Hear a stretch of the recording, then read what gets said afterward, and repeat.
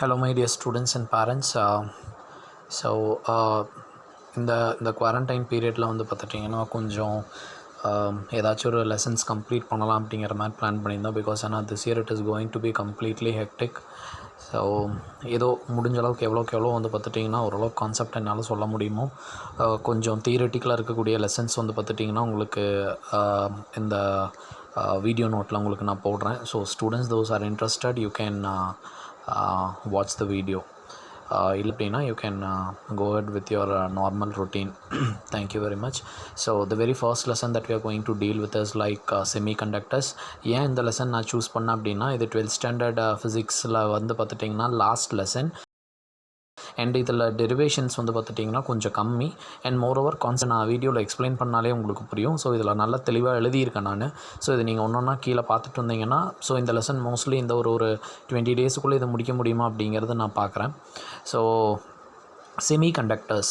So semiconductors அப்படிங்கிறது வந்து பார்த்துட்டிங்கன்னா மோஸ்ட்லி அது ஒரு special type of material which is used for constructing this electronic circuits. So முன்னாடியெல்லாம் வந்து பார்த்துட்டிங்கன்னா ரொம்ப வருஷத்துக்கு முன்னாடி வேக்யூம் டியூப்ஸ் தான் யூஸ் பண்ணிகிட்டு இருந்தாங்க. லைன் பை லைன் அப்படியே பார்த்துட்டு வாங்க இன்ட்ரொடக்ஷன்லேருந்து. ஸோ வேக்யூம் டியூப்ஸ் யூஸ் பண்ணிகிட்டு இருந்தாங்க for processing, amplifying and transmitting electrical signals. So vacuum tubes ரொம்ப பெருசாகவும் இருக்கும். அது மட்டும் இல்லாமல் என்னென்னா அதில் நிறைய ஹீட் வந்து பார்த்துட்டிங்கன்னா ஜென்ரேட் ஆகும். அதை வேலை செய்ய வைக்கிறதுக்கே கிட்டத்தட்ட தச்சு கொடுக்க வேண்டியதாக இருந்துச்சு. ஸோ பவர் கன்சப்ஷன் ரொம்ப அதிகமாக இருந்துச்சு. ஸோ இது World War II டைமில் இது யூஸ் பண்ணிகிட்டு இருந்தாங்க. அப்போ இருந்த ஒரு சில எலக்ட்ரானிக் டிவைசஸில். அப்புறம் 1944 வந்து பார்த்துட்டிங்கன்னா அதை கொஞ்சம் சிம்பிளிஃபை பண்ணி டிரான்சிஸ்டர் அப்படிங்கிற ஒரு டிவைஸ் கொண்டு வந்தாங்க. அது ஒரு solid electronic device made up of in semiconductors. அப்போ தான் செமிகண்டக்டர்ஸ் அப்படிங்கிறது லைட்டாக யூஸ் பண்ண ஆரம்பித்தாங்க. சரி, இந்த செமிகண்டக்டர்ஸோட வேலை என்னென்னு அப்படின்னு பார்த்துட்டிங்கன்னா இது வந்து குட் கண்டக்டரும் கிடையாது, பேட் கண்டக்டரும் கிடையாது. It has a property that lies between good conductor and a semiconductor. Good கண்டக்டர்னால் உங்களுக்கு நல்லா தெரியும், ஒரு which allows the electric current to pass through them are called as an conductor. எதெல்லாம் அலோவ் பண்ணாதோ அதெல்லாம் பேட் கண்டக்டர்.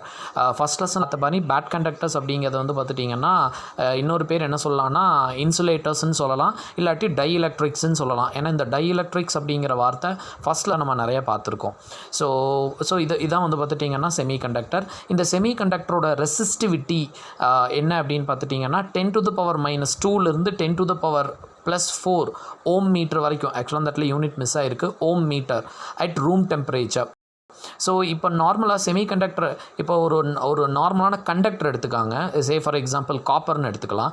காப்பர் வந்து பார்த்துட்டிங்கன்னா எனக்கு டெம்பரேச்சர் அதிகமாக அதோட ரெசிஸ்டன்ஸ் அதிகமாகும். அப்போ கரண்ட் வந்து நிறைய வேஸ்ட் ஆக ஆரம்பிக்கும்.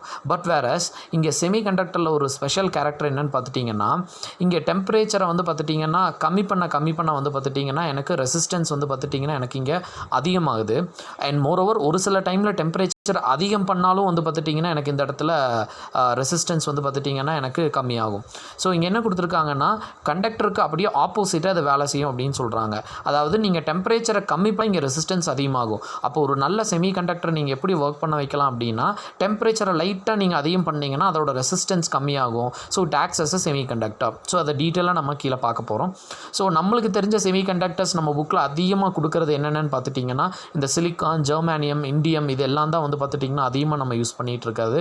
ஸோ எலக்ட்ரானிக்ஸில் வந்து பார்த்துட்டிங்கன்னா mostly motion of charges in a gas or in a semiconductor அப்படிங்கிறது தான் எலக்ட்ரானிக்ஸ் அப்படிங்கிறது. எலக்ட்ரிக்கலுக்கும் எலக்ட்ரானிக்ஸ்க்கும் வித்தியாசம் நிறைய இருக்குது. எலக்ட்ரிக்கல் அப்படிங்கிறது வந்து பார்த்துட்டிங்கன்னா கெப்பாசிட்டர், ரெசிஸ்டரை வச்சு ஒர்க் பண்ணக்கூடிய டிவைசஸ் எல்லாமே எலக்ட்ரிக்கல் அப்படின்னு சொல்லுவாங்க. சிம்பிளாக நான் சொல்கிறேன், இது இன்னும் ரொம்ப டீட்டெயிலாக இருக்குது, அது அவ்வளோ தூரம் நம்ம உள்ளே போக தேவையில்லை. ஸோ எலக்ட்ரானிக் அப்படிங்கிறது வந்து பார்த்துட்டிங்கன்னா ஆக்டிவ் அண்ட் பாசிவ் காம்பனன்ட்ஸ்னு சொல்லுவாங்க. அதாவது இந்த ரெசிஸ்டர், கெப்பாசிட்டர் இது போக கூட வந்து பார்த்துட்டிங்கன்னா டயோட்ஸ் அண்ட் டிரான்சிஸ்டர்ஸ் இது எல்லாமே யூஸ் இந்த டிவைசஸ் எல்லாம் நான் யூஸ் பண்ண both active and passive components. Active அப்படிங்கிறது வந்து பார்த்துட்டிங்கன்னா டயோட்ஸ் அண்ட் டிரான்சிஸ்டர், பாசிவ் அப்படிங்கிறது வந்து பார்த்துட்டிங்கன்னா ரெசிஸ்டர் அண்ட் கெப்பாசிட்டர். இந்த நாளையுமே வச்சு செய்யக்கூடிய ஒரு டிவைஸ் வந்து பார்த்துட்டிங்கன்னா எலக்ட்ரானிக்ஸ் அப்படின்னு நம்ம சொல்லுவோம்.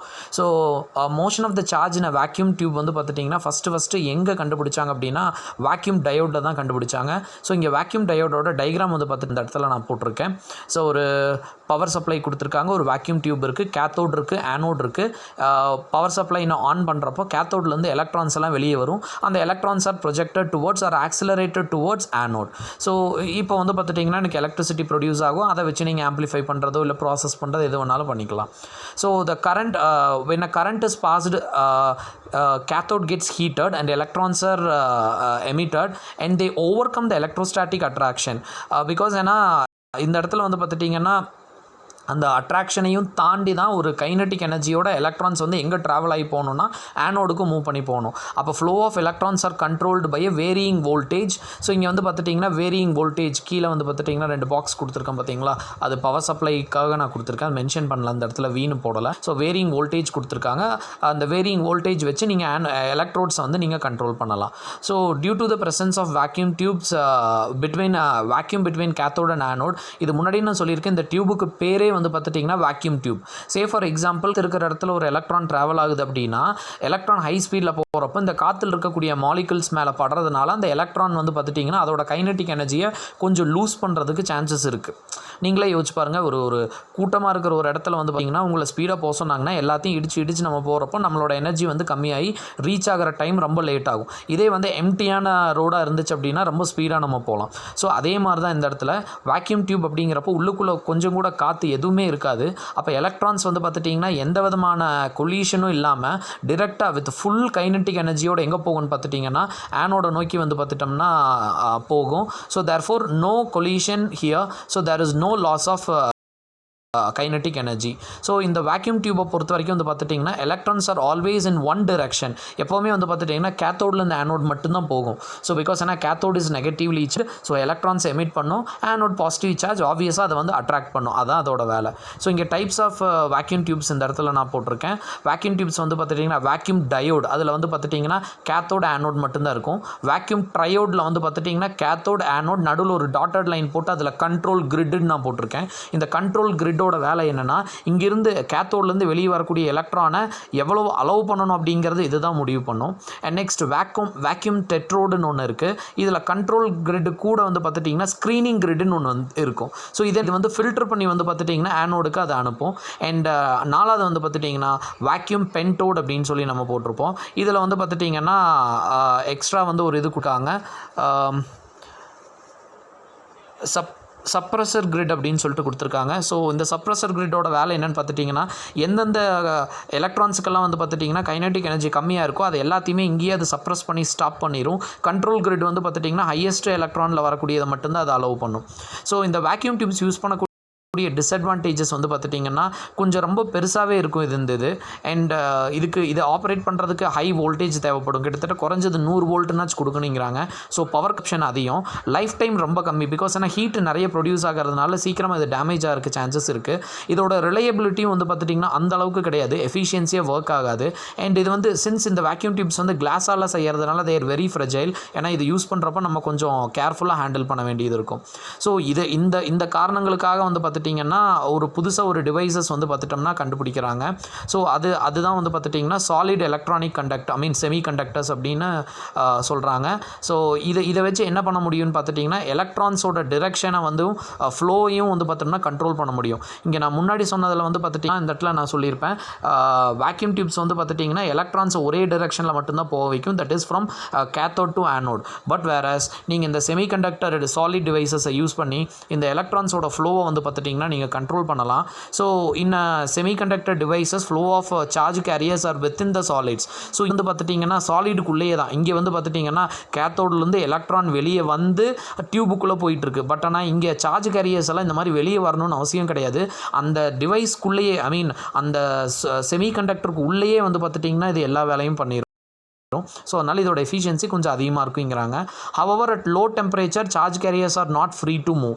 ஸோ முன்னாடியே நான் சொல்லியிருக்கேன், செமிகண்டக்டர் வந்து பார்த்துட்டிங்கன்னா ரூம் கொஞ்சம் சூடு பண்ணால் தான் இதில் சார்ஜ் கேரியர்ஸ் என்னால் கிரியேட் பண்ண முடியும். அப்போ ரூம் டெம்பரேச்சரில் இல்லை லோ டெம்பரேச்சரில் வந்து பார்த்துட்டிங்கன்னா இது அவ்வளோ எஃபிஷியண்ட்டாக வந்து பார்த்துட்டிங்கன்னா சார்ஜ் கேரி பண்ணாது, as they to not possess any sufficient energy to move.